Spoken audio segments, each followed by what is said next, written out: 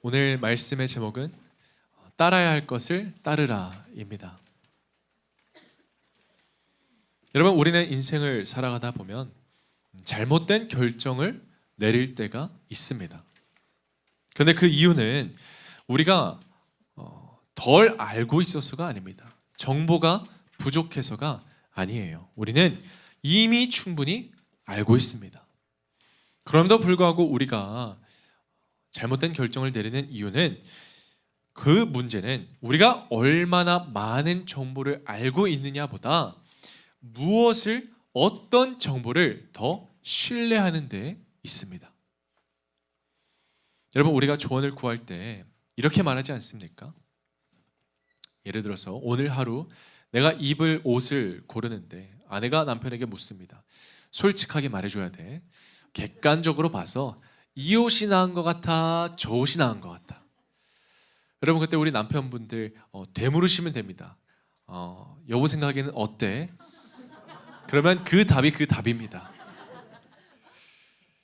여러분, 우리가 조언을 구할 때 솔직히 말하면 대부분의 사람은 이미 마음속에 결론을 내려놓고 그 결론에 확신을 더해줄 사람을 찾을 때가 많습니다.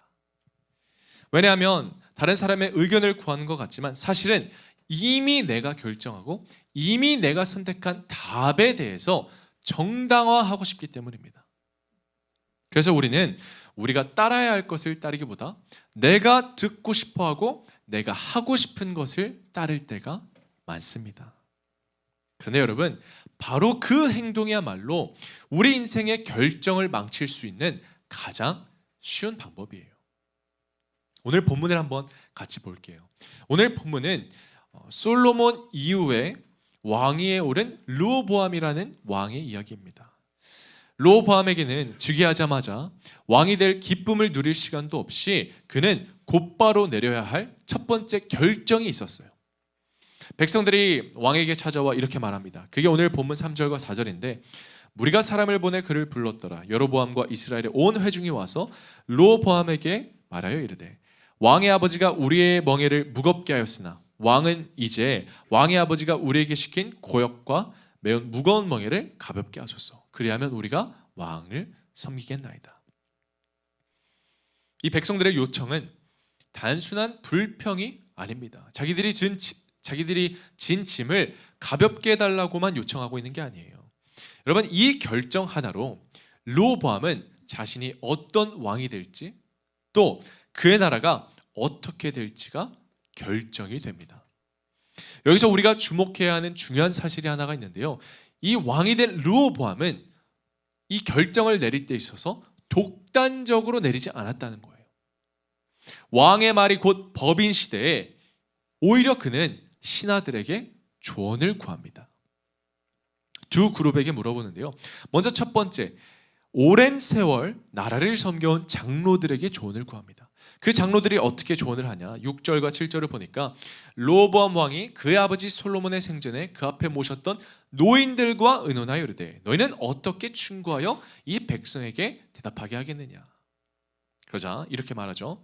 왕이 만일 오늘 이 백성을 섬기는 자가 되어 그들을 섬기고 좋은 말로 대답하여 이르시면 그들이 영원히 왕의 종이 되리이다. 장로들의 조언은 분명해요. 백성들을 섬기고 백성들의 마음을 얻으라는 거죠. 무언가를 시작하기 전에 관계를 먼저 세우라는 조언입니다. 르호보암은 이 말을 분명히 들었어요. 알아듣지 못한 게 아닙니다. 하지만 르호보암은 바로 결정을 내리지 않고 또 한 번 조언을 구합니다. 이번에는 젊은 신하들에게 조언을 구해요. 10절과 11절에 보니까 그러자 왕과 함께 자란 젊은 신하들이 대답했다. 쉬운 성경으로 읽어드릴게요. 왕께서는 멍에를 가볍게 해달라고 요구하는 그 사람들에게 이렇게 말씀하십시오. 내 새끼손가락이 내 아버지의 허리보다 더 굵다. 그러므로 나는 내 아버지가 너에게 지어준 짐보다 더 무거운 짐을 지어주겠다. 내 아버지는 너희를 가죽 채찍으로 때렸지만 나는 쇠 채찍으로 내리치겠다. 그러니까 쉽게 말하면 어떤 조언을 하고 있냐면 왕이시여, 지금은 강하게 나가야 됩니다. 약하게 보이시면 안 됩니다. 그러면 왕의 권위는 무너지니까 권위를 증명하십시오. 이렇게 조언을 하는 거죠. 이 흐름까지 보면은 여러분, 르호보암은요 조언을 무시한 왕이 아니에요. 그는 충분히 경청하고 충분히 물었습니다. 그러나 여기서 그의 결정을 망치는데 가장 결정적이었던 것은 조언을 듣느냐 안 듣느냐, 조언을 구하냐 안 구하냐가 아니라 어떤 기준으로 그 조언을 선택했느냐였어요. 르호보암은 옳고 그름을 따지지 않았습니다. 대신 이렇게 판단했어요. 어떤 말이 지금의 나에게 유익한가? 어떤 말이 왕이 된 나를 더 강하게 보여주는가? 어떤 말이 지금의 내 마음을 안심시켜주는가? 결국 그는 따라야 할 조언이 아니라 자신이 듣고 싶어하던, 자신이 원하는 조언을 따릅니다. 그리고 그 한 번의 선택으로 이스라엘이라는 나라의 역사는 여기서 바뀌어요. 두 나라로 갈라집니다. 오늘 이 이야기는 우리와는 상관없는 한 나라의 왕이 실패한 이야기가 아니에요. 왜냐하면 오늘 우리도 신앙생활을 하면서 아주 비슷한 방식으로 결정을 내리고 선택하기 때문입니다. 여러분, 우리도 주님을 따르지만 때로는 잘못된 결정을 내릴 때가 있습니다. 근데 그 이유는 지혜가 없어서는 아니에요. 여러분이 말씀을 몰라서도 아니에요. 여러분이 옳고 그름을 분별하지 못합니까? 아니요. 누구보다 더 잘할걸요. 사실 우리는 무엇이 옳은지는 어느 정도는 알고 있어요. 어떤 선택이 주님의 뜻과는 가까운지 우리는 얼핏 알고 있습니다. 그러나 문제는 우리가 따라야 할 것을 따르지 않는다는 거예요. 나를 살리는 말씀을 따라야 하는데 당장 나를 안심시켜주고 유익이 되어 보이는 세상의 소리를 따릅니다. 말씀을 기준으로 따라야 되는데 말씀을 조언 중 하나처럼 듣고 결국은 이미 마음속에 정해두었던 그 선택을 따라 삽니다. 그리고 그렇게 내린 결정은 당장은 편해 보이지만 시간이 지날수록 우리 인생을 점점 좋지 않은 방향으로 이끌어 갑니다. 사랑하는 덕금 성도 여러분, 오늘 우리가 인생에서 지혜로운 결정을 내리며 주님을 따른 자로 살기를 원하신다면 오늘 나눌 두 가지를 꼭 기억하십시오. 먼저 첫 번째, 우리는 불안한 믿음을 버려야 합니다. 오늘 본문 8절 말씀 같이 한번 읽어볼게요. 시작. 왕이 노인들이 자문하는 것을 버리고 자기 앞에 모셔있는 자기와 함께 자라난 어린 사람들과 의논하여. 르호보암은요, 자신의 나라를 살릴 수 있는 장로들의 조언을 버렸어요. 잘못된 결정을 내렸죠. 왜 그랬을까요? 우리가 그 이유를 조금 이해하려면 여러분, 오늘 이 르호보암의 상황을 우리가 조금 살펴봐야 합니다. 르호보암은요, 솔로몬 이후에 왕이 된 사람이에요. 여러분, 솔로몬은요, 교회 다니지 않는 사람들도 알 만큼 유명한 왕이잖아요. 그리고 성경에 보면 물론 말세는 좀 안 됐지만 이스라엘의 황금기를 연 사람이 누구죠? 솔로몬이에요. 그만큼 대단하고 위대한 업적을 남긴 사람이 솔로몬입니다. 그런데 그 다음 자리에 이 르호보암이 서게 된 거예요. 여러분, 얼마나 부담이 됐겠습니까? 얼마나 잘하고 싶었겠습니까? 부친보다는 더 잘하지는 못해도 부친만큼만은 하고 싶었을 거예요. 증명하고 싶었을 것입니다. 그러니 이 르호보암의 마음을 한마디로 표현하자면 바로 불안함이에요. 사람은 불안해질수록 그 불안을 오래 붙들고 있지 않습니다. 불안한 상태를 빨리 벗어나고 싶죠. 왜냐하면 내 심장이 졸여지니까, 답답하니까, 죽을 것만 같으니까. 그래서 불안할수록 빠른 결과를 보기 위해서 우리는 선택을 서두르고 섣부른 결정을 내립니다. 왜냐? 그래야 눈에 보이는 무언가라도 있어야 마음이 조금이라도 안심이 되기 때문이에요. 신앙생활을 하면서 우리도 이 불안과 의심 앞에 서게 될 때가 참 많습니다. 정말 잘 될까? 이게 하나님의 뜻인가?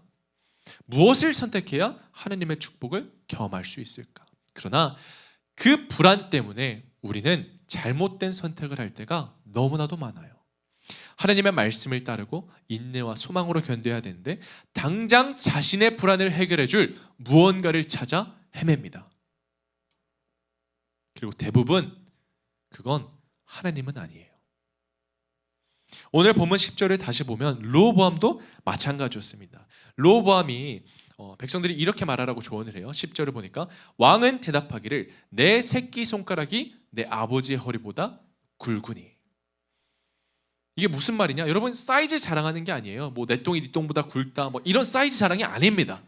그게 아니라 르호보암은 지금 자신은 아버지보다 더 뛰어나다라고 말을 하는 거죠. 여러분, 사실 르호보암에게는요 내세울 게 많지는 않았습니다. 아버지보다 지혜롭지 않았고요, 아버지만큼 경험이 있지도 않았습니다. 여러분, 솔로몬 왕은요 그 왕 이전에 누가 왕이었죠? 다윗 왕. 그러니까 보고 배울 수 있는 다윗이라는 멘토가 있었는데 솔로몬의 말년을 보면 타락하고 망가져가는 모습만 있습니다. 그러니까 르호보암은 보고 배울 수 있는 멘토도 없었던 거죠. 그러니 그가 내세울 수 있었던 것은 단 하나, 무엇이죠? 왕이라는 자리, 권위밖에 없었던 거예요. 여러분, 사람이 불안할 때 가장 쉽게 붙드는 것은 자기 자신을 안심시켜주는 무언가입니다. 그것이 자신의 사회적 위치일 수도 있고, 여러분이 이룬 성과나 업적일 수도 있고, 여러분의 재산일 수도 있습니다. 하지만 솔직히 말하면 우리 인생은 내세울 게 많지 않은 인생이에요. 평범하죠. 부족합니다. 불안해야 할 이유가 차고 넘쳐요. 연예인처럼 모두가 다 잘생기고 예쁘게 생긴 것도 아니고 우리 모두가 다 회장이나 사장 자리에 앉아있는 것은 아닙니다. 그런데 여러분, 우리가 내세울 것 하나 없다고 해서, 그렇다고 해서 우리가 불안하고 걱정해야 하는 이유가 있을까요? 여러분, 우리는요 그 무엇보다도 더 크시고 더 신실하시고 더 능력이 있으신 하나님이 우리와 함께 하십니다. 그리고 그 하나님이 나의 하나님이 되어주시잖아요. 우리를 위하시고 책임지시는 하나님이 있는데 여러분, 무엇이 그렇게 불안하고 두렵습니까? 여러분, 우리의 삶은요 내세울 게 없어서 불안한 게 아니에요.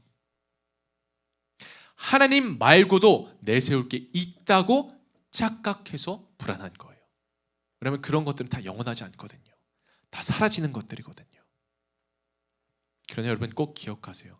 주님을 따르는 우리들에게 주님 한 분만이면 충분합니다. 주님만이 우리의 내세울 것이 되면 돼요. 내가 하나님의 자녀라는 사실이 여러분을 자랑스럽게 만들고 떳떳하게 만들고 담대하게 만들 수 있게 하십시오. 사람은 누구나 다 불안할 수 있습니다. 불안함이 문제가 되지는 않아요. 불안함이 죄는 아닙니다. 하지만 그 불안함이 하나님이 아니라 다른 무언가를 붙잡게 할 때 그때 문제가 되는 거예요. 오늘 본문 8절을 다시 볼게요. 뒤에 보니까 이 르호보암이 이렇게 기록되어 있어요. 왕이 노인들을 자문하는 것을 버리고 자기 앞에 모셔있는 자기와 함께 자라난 어린 사람들과 의논하여. 르호보암이 장로들의 조언을 버리고 따랐던 사람들의 이 정체가 나와요. 누구죠? 어릴 때부터 알고 함께 자라온 사람들이에요. 즉 익숙한 사람들이라는 거죠. 이 사람들은요 자기가 어떻게 생각하는지, 어떻게 살아왔는지, 그리고 자기가 무엇을 듣고 싶어 하는지 이미 아는 사람들이에요. 왜냐? 익숙하기 때문에. 그렇습니다. 불안은 익숙함을 따르게 만들어요. 독일 철학자 쇼펜하우어가 이런 말을 했어요. 사람은 낯선 행복보다 익숙한 불행을 붙잡고 살아간다. 왜냐하면 익숙함은요 우리 안에 있는 불안을 자극하지 않거든요. 마음을 편안하게 하고 안심시켜 주거든요. 신앙생활을 하면서 경계해야 할 것이 바로 이 익숙함입니다. 익숙함의 신앙은 주님을 떠나지는 않아요. 주님을 따릅니다. 대신 하나님을 어떤 분으로 만드냐? 익숙함의 신앙은 하나님을 나를 불안하게 하지 않는 분으로만 한정시켜요. 나를 흔들지는 않고 나를 불편하게 하지 않는 분으로만 믿습니다. 그럼 어떤 일이 생겨나죠? 말씀은 듣지만 말씀을 내 삶을 건드리지 않는 선에서만 들어요. 기도는 하지만 내 뜻을 바꾸지 않는 응답만 기다립니다. 그러나 여러분, 우리가 분명히 알아야 할 것이 있어요. 주님을 따른다는 것은 내가 편안한 자리에만 머무는 것이 아니라 때로는 불안해도 주님이 부르시는 자리로 나아가는 것입니다. 심리학에 comfort zone이라는 단어가 있어요. 어떤 의미냐? 안전하고 익숙해서 마음은 편하지만 더 이상 성장하지는 않는 자리. 그거 아세요? 신앙에도 comfort zone이 있습니다. 굳이 큰 순종을 하지 않아도 말씀을 듣고 찬양을 하고 예배만 드리는 무난한 신앙생활을 할 수 있는 자리입니다. 겉으로 보면 아무 문제가 없어요. 더군다나 이 신앙의 컴포트 존은 내가 신앙생활을 잘하고 있다는 착각을 하게 만들어요. 안심을 줘요. 그러나 여러분, 이 자리에 머무는 성도들의 공통점이 있습니다. 바로 변화가 없다는 거예요. 예배는 드리지만 결단은 없고, 말씀은 듣지만 삶은 그대로입니다. 은혜는 받았다고 말하지만 삶의 기준은 바뀌지 않고, 기도는 하지만 선택은 늘 같고, 결론은 언제나 내가 이미 생각해 두었던 그 결론이에요.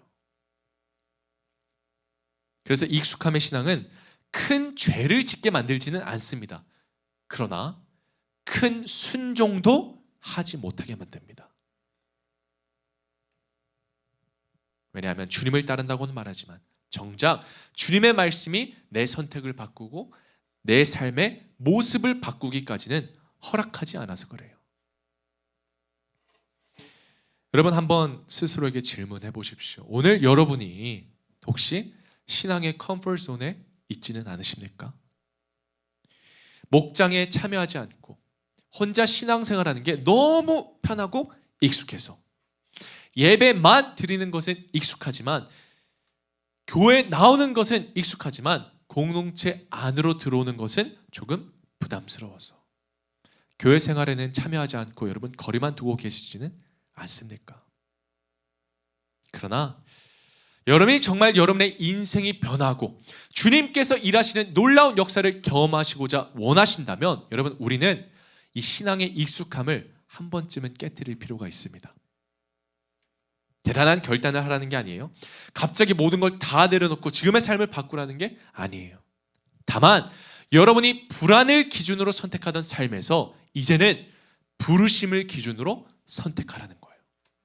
그 한 걸음이 목장에 참여하는 것일 수도 있습니다. 양육을 듣는 것일 수도 있어요. 마침 양육이 곧 시작이 됩니다. 이것도 여러분에게 주어진 익숙함을 깨는 중요한 기회일지도 모릅니다. 또는 아무도 알아주지 않는 작은 섬김이라도 교회를 위해서 내 삶의 자리를 내어드리십시오. 여러분, 결국 중요한 것은 기준이에요. 그 선택이 나를 안심시키기 위한 선택인지, 나를 안전하게 하고 나를 편하게 하기 위한 선택인지, 아니면 주님을 따르기 위한 선택인지 스스로에게 질문해 보셨으면 좋겠습니다. 사랑하는 우리 덕금 성도 여러분, 우리는 단순히 주님을 믿는 자가 아니라 주님을 따르는 자입니다. 그러니 불안을 기준으로 익숙함을 선택하지 마시고 부르심을 기준으로 주님을 따르시기 바랍니다. 세상의 소리를 따르는 것이 아니라 하나님의 말씀을 따르시고, 내게 익숙한 판단이 아니라 하나님의 지혜를 택하고, 내 방식이 아니라 하나님의 방식을 따르는 저와 여러분이 되시기를 예수 그리스도의 이름으로 축원합니다. 우리가 한 걸음 더 나아가서 우리는 불편한 순종을 택해야 합니다. 불안함을 버리고 익숙함을 깨뜨리는 것은 늘 불편합니다.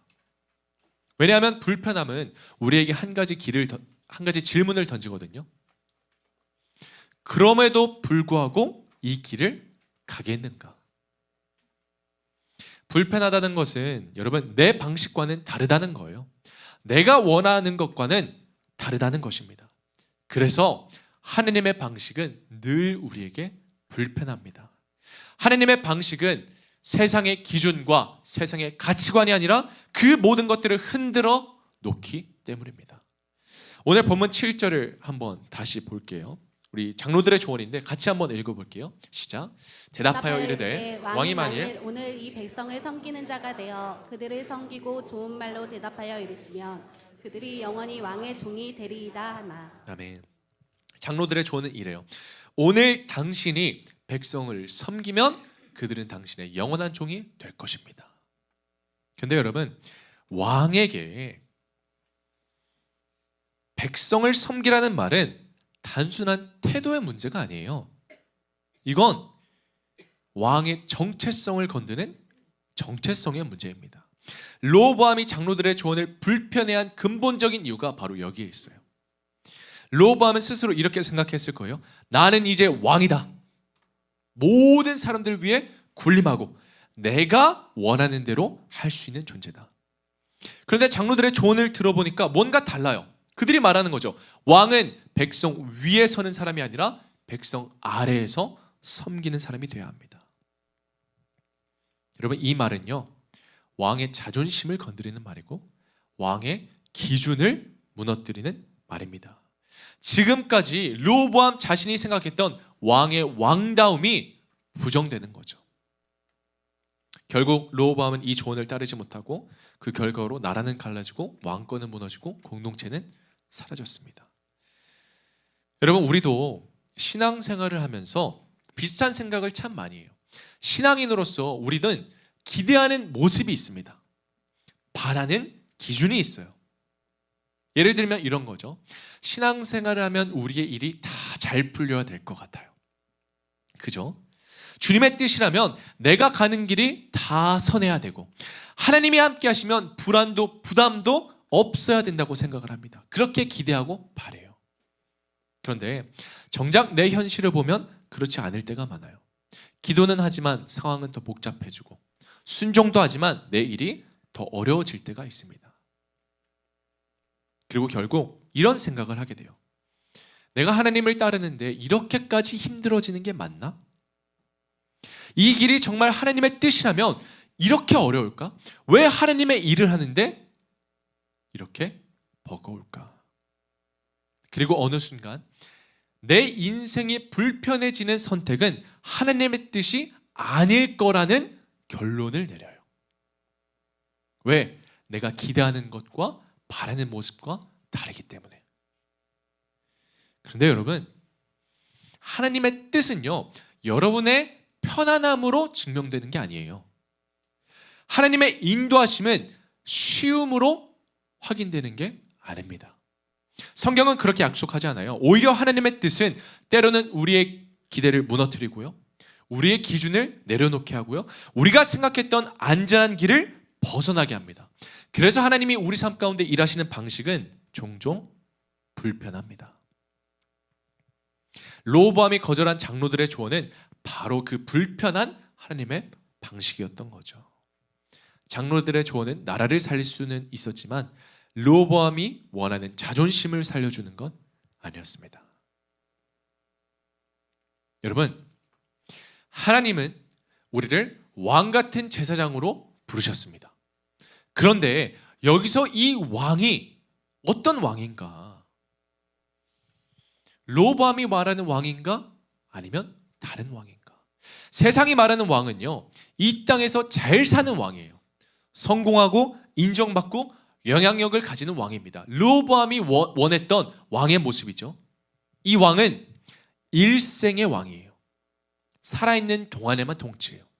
죽으면 결국 다 사라질 것들의 왕입니다. 그러나 하나님이 우리를 위하여 보내주신 예수 그리스도라는 왕은 다릅니다. 이분은 일생의 왕이 아니에요. 영생의 왕입니다. 죽으면 사라질 것들의 주인이 아니라 영원히 지속되는 생명을 주관하시고 영원한 하나님 나라를 통치하시는 왕이십니다. 그래서 예수님은 이 땅에 오셔서 이 세상과는 완전히 다른 하나님 나라의 새 기준과 새 가치관을 선포하신 거예요. 마가복음 10장 45절에 이렇게 말을 합니다. 우리 한 목소리로 읽어볼게요. 시작. 인자가 온 것은 섬김을 받으려 함이 아니라 도리어 섬기려 하고 자기 목숨을 많은 사람의 대속물로 주려 함이니라. 아멘.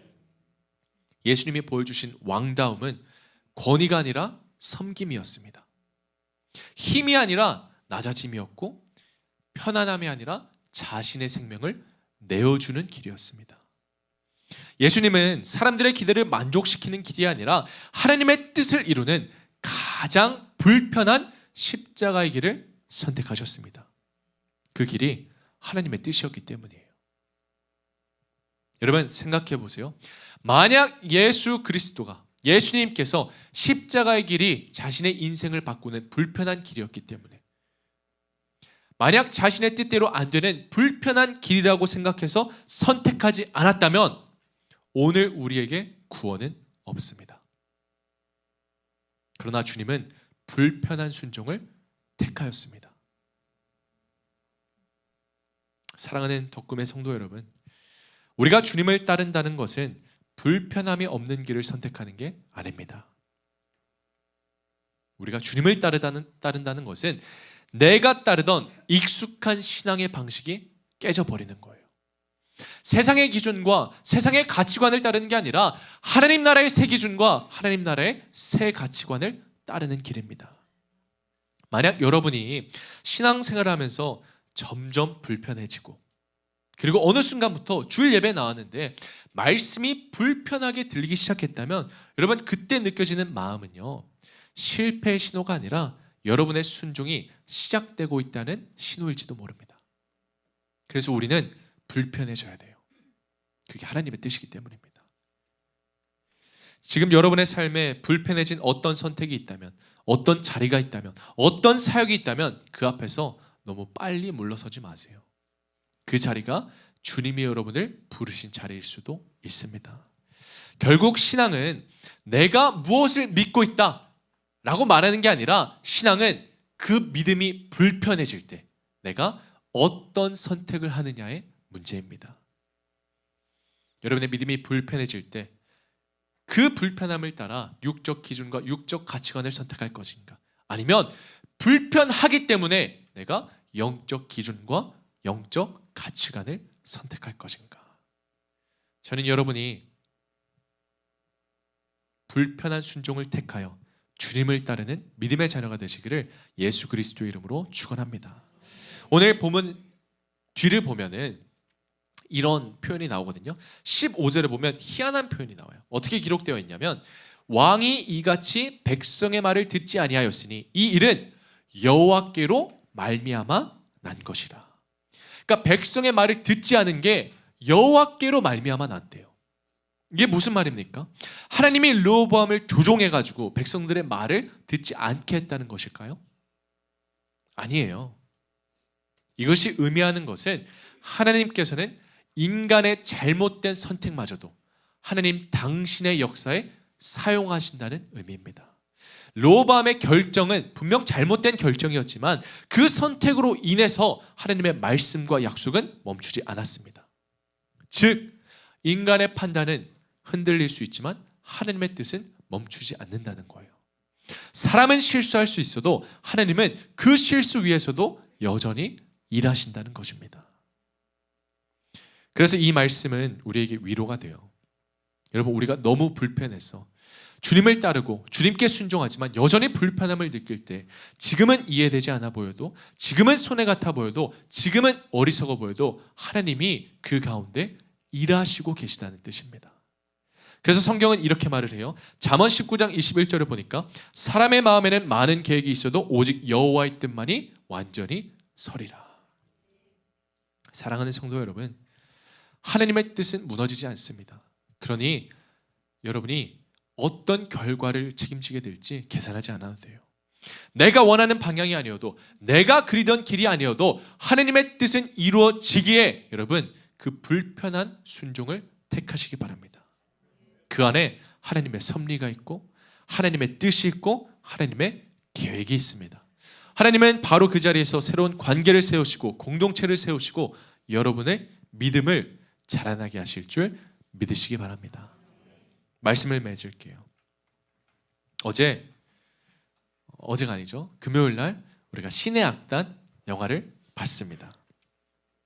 이렇게 같이 모여서 두 간에 나눠서 같이 봤는데, 혹시 자녀 때문에 부득이하게 못 오신 분들이 계시다면 다음 기회에 우리가 또 함께 할 때 참여하시면 좋을 것 같아요. 이 영화는요, 제가 뭐 내용을 발설하는 게 아니에요. 북한 땅에서 일어난 실화를 기반으로 한 내용이에요. 어떤 내용인지만 제가 간단하게 설명을 드리면, 이제 북한에서 가짜 찬양팀을 꾸려가지고 가짜 연습을 하기 시작을 해요. 이제 어떤 미국의 돈을 받기 위해서. 그런데 이 가짜 찬양팀이 가짜로 말씀을 읽고 가짜로 찬양을 드리고 가짜로 예배를 드리는데 놀라운 변화가 일어나요. 그 가짜가 진짜 주님을 믿게 만듭니다. 찬양을 불렀을 뿐인데, 말씀을 읽었을 뿐인데, 예배를 드리기만 했을 뿐인데 정말 그 안에 복음이 살아나는 변화가 일어나는 거예요. 제가 영화를 보다가 기억에 남는 게 있어요. 북한 장교가 그 가짜 찬양팀에게 찬양을 시켜요. 그래서 그 찬양팀이 막 찬양을 부르거든요. 모든 것이 은혜. 근데 그때 갑자기 그걸 딱 끊더니 북한 장교가 이렇게 말해요. 좀 슴슴했나 봐요. 안 되겠다. 그걸 좀 바꾸라오. 혁명적으로 불러보라오. 혁명적으로. 그래서 이 찬양팀이 정말 혁명적으로 부르기 시작해요.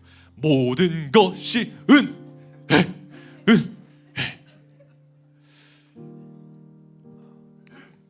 여러분, 전 그렇게 생각해요. 주님을 따른다는 것은 여러분의 인생에 혁명이 일어난다는 것입니다.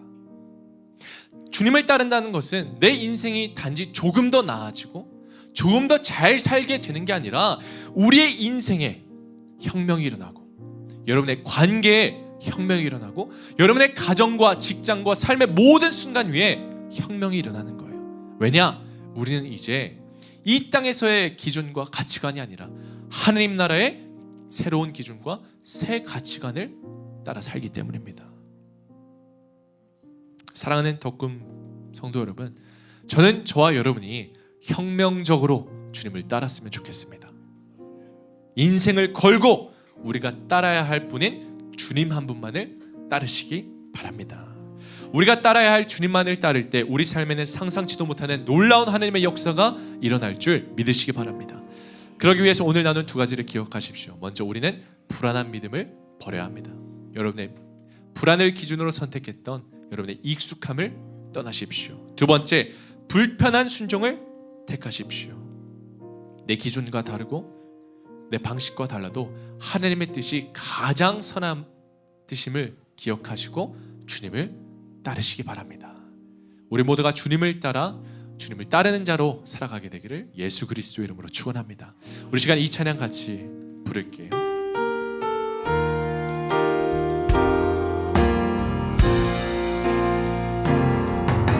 주님 다시 오실 때까지 나는 이 길을 가리라.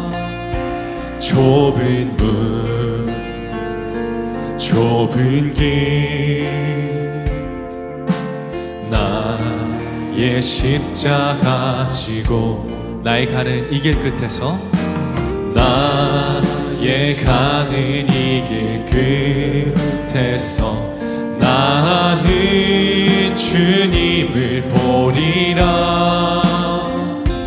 영광의 내 주님 나를 맞아주시리. 주님 다시 오실 때까지, 주님 다시 오실 때까지 나는 일어나 달려가리라. 주의 영광 온 땅 덮을 때 나는 일어나 노래하리. 내 사모하는 주님 온 세상 구주시라. 내 사모하는 주님 영광의 왕이시라. 주님 다시 오실 때까지, 주님 다시 오실 때까지 우리가 오직 주님만을 따르며 나아가겠습니다. 나는 일어나 달려가리라. 주의 영광 온 땅 덮을 때 우리 시간 믿음의 손을 들고 나는 일어나 노래하리.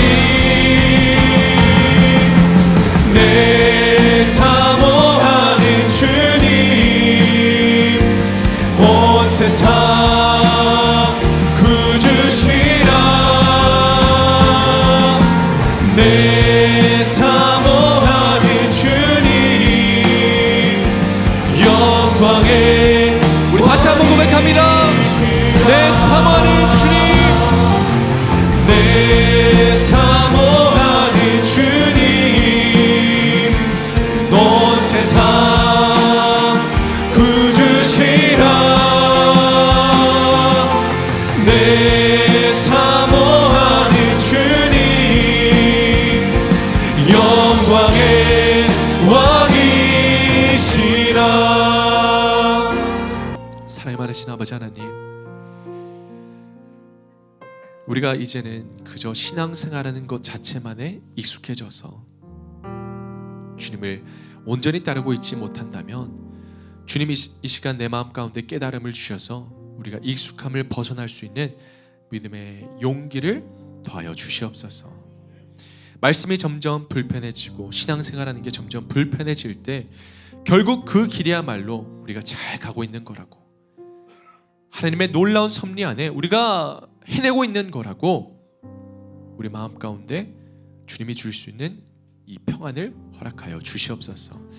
우리가 불안한 믿음을 버리고 불편한 순종을 택할 때 우리가 주님을 따르는 자가 되어 우리 인생에 우리는 할 수 없는 놀라운 혁명이 일어날 줄 믿습니다. 그러니 주님, 시간 믿음의 자녀로 살아갈 수 있는 용기와 담대함과 굳건함을 허락하여 주시옵소서.